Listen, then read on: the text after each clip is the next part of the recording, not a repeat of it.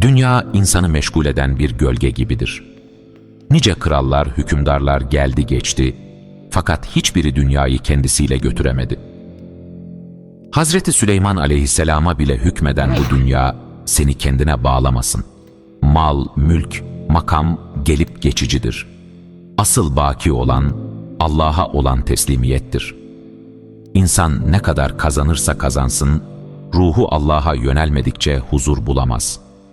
Kalbini dünya sevgisiyle doldurma, çünkü dünya peşinden koşanları yorar, ona yüz çevirenlerin ayağına gelir. Gerçek saadet Allah'ın rızasında ve ona tam anlamıyla yönelmektedir.